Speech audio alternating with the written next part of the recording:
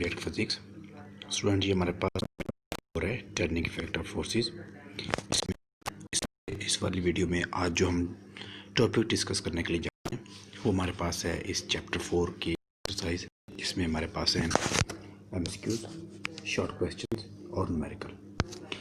Student सबसे पहले हम बात करते हैं एमसीक्यूज की। तो एमसीक्यूज हमारे पास इसमें टोटल इस वाले चैप्टर में जो टोटल एमसीक्यूज हैं वो 8 हैं।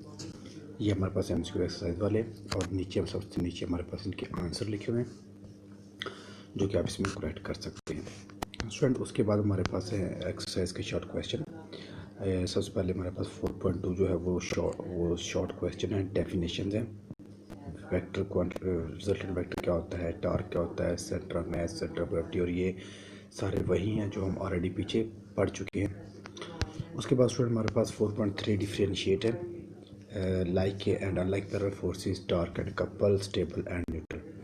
तो स्टूडेंट जो हमारे पास डिफरेंशिएट है, याद रखना है आपने हमेशा, जो हमारे पास डिफरेंशिएट होते हैं तो डिफरेंशिएट को आपने अपने के लिए सबसे पहले बीच में एक लाइन लगानी होती है। वो लाइन जो होती है वो डिफरेंशिएट के लिए होती है, बिल्कुल ऐसे जैसे आपको यहाँ पर नज़र आ रहा है। डिफरेंशिएट करने के लिए स्टूडेंट जिसका कंपैरिजन, जैसे हम दो चीज़ों को कंपैरिजन करते हैं, आपने इस क्वेश्चन को ऐसे ही सॉल्व करना होता है। इस वाली फिगर में स्टूडेंट आप देख सकते हैं, इस वाले डायग्राम में इस वाली साइड में स्टूडेंट आप देख सकते हैं कि हमारे एक साइड पे पैरेलल फोर्स है, दूसरी साइड पे अनलाइक पैरेलल फोर्स है। तो स्टूडेंट ये हमारे पास इन दोनों को हम डिफरेंशिएट कर रहे हैं, इसमें जितने मैक्सिमम पॉइंट हो सके हम वो लिखते हैं। उसके बाद इस तरह हमारे पास टार्क एंड कपल है, तो उसमें बिल्कुल ऐसे ही डिफरेंशिएट करना हमने। टार्क अलग साइड पे, कपल अलग साइड पे। जो पॉइंट टार्क में आते हैं वो टार्क में, जो पॉइंट कपल में आते हैं वो कपल में। स्टूडेंट इसमें आप देख सकते हैं हमारे पास एक तरफ पहले पॉइंट हमारे पास डेफिनेशन है, तो कपल में डेफिनेशन है। दूसरे में हमारे पास जो पॉइंट्स हमारे पास सामने आ रहे हैं वो हमारे पास पॉइंट आए और साथ में इनकी एग्जाम्पल भी है। उसके बाद हमारे पास है स्टेबल एंड न्यूट्रल। तो स्टेबल और न्यूट्रल में सबसे पहले डेफिनेशंस हैं, उसके बाद सेंटर ऑफ ग्रेविटी के बारे में, उसके बाद हमारे पास एग्जाम्पल के बारे में। 4.4 शॉर्ट क्वेश्चन है, हेड टू टेल रूल के बारे में बताना है। तो ये स्टूडेंट हमारे पास हेड टू टेल रूल है, क्योंकि हमने ऑलरेडी हमारे किसी पिछली वीडियो में हमने इसको डिस्कस भी किया था। 4.5 है, ये हमारे पास एक लॉन्ग क्वेश्चन भी आ जाता है। हमने इसमें रेजोल्यूशन ऑफ फोर्स फाइंड करना है। रेजोल्यूशन ऑफ फोर्स वाला टॉपिक है जो कि हमारे पास पेज नंबर 88 पर के बाद हमने ऑलरेडी किया हुआ है। उसके बाद में हमारे पास ये शॉर्ट क्वेश्चन है, when a body said to be in equilibrium. ये हम ऑलरेडी पढ़ चुके हैं। फर्स्ट कंडीशन ऑफ इक्विलिब्रियम, उसको एक्सप्लेन करना, और वो भी हम फर्स्ट कंडीशन ऑफ इक्विलिब्रियम हम किसी अपनी में पढ़ चुके हैं जो कि पेज नंबर 97 पर है। वो कंप्लीट मैंने मार्क करवाया हुआ आपको, जो मैंने आपको मार्क किया वो सारा आपने ये से करना है। उसके बाद स्टूडेंट हमारे पास ये आगे फिर शॉर्ट क्वेश्चन होते हैं, सेकंड कंडीशन क्या होती है, और टेंथ क्वेश्चन है हमारे पास के एग्जांपल हमारे पास इक्विलिब्रियम की। 4.11 एक ऐसी बॉडी बताएं जो कि रेस्ट पर हो लेकिन इक्विलिब्रियम में ना हो। इसके लिए हमारे पास जब एक बॉल वर्टिकली अपवर्ड बैंग, तो आपको पता अपनी हाईएस्ट पोजीशन में पहुंचकर उसकी वेलोसिटी ज़ीरो हो जाती है। टाइम फॉर अ इंटरवल, वो बहुत कम टाइम होता है। फॉर अ शॉर्ट टाइम वो हाईएस्ट पोजीशन पर जाकर स्टॉप हो जाती है। वो टाइम बहुत शॉर्ट होता है, 0.0000001 से, जो कि हमें इमेजिन नहीं, जिसको हम देख, ठीक है।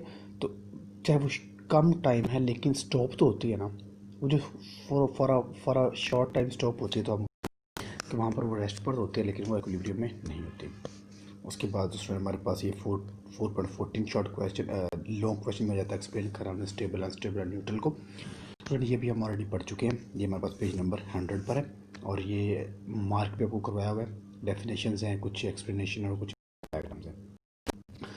उसके बाद स्टूडेंट हमारे पास आते हैं न्यूमेरिकल्स। तो न्यूमेरिकल 4.1, इसमें हमने मालूम करना है रिजल्टेंट वेक्टर मालूम करना है। तो जैसे हमने हेड टू टेल रूल में वो डायग्राम के लिए था, और उसके बाद हमने रिजल्टेंट मालूम करना है, तो हम रेजोल्यूशन ऑफ फोर्स में रिजल्टेंट और ये डायरेक्शन मालूम कर चुके हैं ऑलरेडी। उसके बाद 4.2 है हमारे पास, इसमें हमारे कंपोनेंट्स मालूम करें। तो कंपोनेंट्स का फार्मूला हमारे पास ये एफ का फार्मूला है और ये एफ का फार्मूला है, और इससे रिलेटेड हमने एक एग्जाम्पल भी की थी। 4.3 पर आ जाए, तो इसमें हमने डायरेक्शन और मैग्नीट्यूड मालूम करी, जो कि हमने पेज नंबर 89 पर पढ़ा था। Rectangular components from its perpendicular component, determination of force for its perpendicular components, तो ये हमारे पास सारा वही है, मैग्नीट्यूड का फार्मूला और डायरेक्शन का फार्मूला। 4.4 हमारे पास फोर्स है और हमने उसमें टॉर्क प्रोड्यूस करवाना है, तो टॉर्क का फार्मूला हमारे पास ये होता है, torque is equal to f cross l. एक ही बात है, ये टॉर्क वाले टॉपिक में आप देख सकते हैं, इससे रिलेटेड हमने एग्जांपल भी की थी। 4.5 इसमें स्टूडेंट हमारे पास हमने इसमें से हॉरिजॉन्टल कंपोनेंट मालूम करना है, सॉरी हमने इसमें से फोर्स फाइंड आउट करनी है, जो कि हमारे पास रिजल्टेंट हॉरिजॉन्टल कंपोनेंट्स हमारे पास गिवन है और एंगल भी गिवन है। हमने फोर्स मालूम करे तो यहाँ पर लगाएंगे फार्मूला हॉरिजॉन्टल कंपोनेंट का, तो एफ मालूम करने के लिए जो मालूम करना उसको हम अलग कर लेते हैं, इस तरह हम उसको सॉल्व करेंगे। स्टूडेंट फाइनल आंसर के साथ ये देखें एन एम और ये एन लिखा हुआ है, स्टूडेंट ये यूनिट्स हैं, तो यूनिट लिखनी है बोर्ड में, इसके मार्क्स होते हैं, तो अगर आप यूनिट लिखेंगे तो आपका 1 या 2 हो सकता है, तो यूनिट आपने साथ में ज़रूर लिखना है। हमारे पास है 4.6, तो इसमें हमने स्टूडेंट टॉर्क मालूम करना है अगेन, तो ये हमारे पास टॉर्क का फार्मूला है, तो इसको सब हमने सॉल्व करना है, ये हमने पीछे जो पढ़ा है। 4.7 में हमारे पास स्टूडेंट हमने वेट भी गिवन है, हमारे पास वेट भी गिवन है और हमने वेट ऑफ पिक्चर मालूम करना है।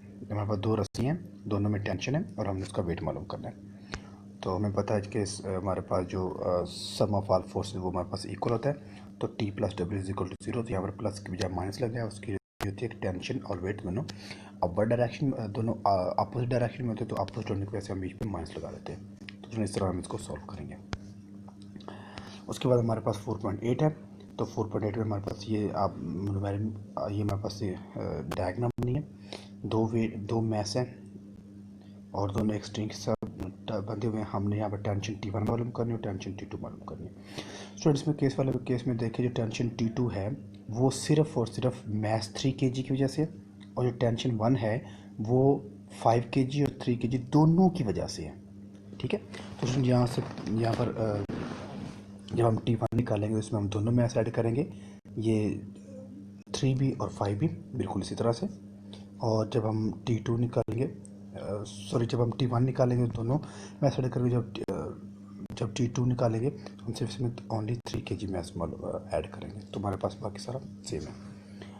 4.9 पर आ जाएं, तो स्टूडेंट 4.9 में हमने टॉर्क ही मालूम करना है, सिर्फ हमारे पास फोर्स चेंज है और लेंथ चेंज है, तो जिस तरह हमने फोर्स को चेंज करके हमने लेंथ मालूम करनी है कि फोर्स को चेंज करने के बाद हमारे पास लेंथ कितनी आती है। पहली फोर्स हमारे पास 200 न्यूटन है और लेंथ आता है हमारे पास 10 सेंटीमीटर।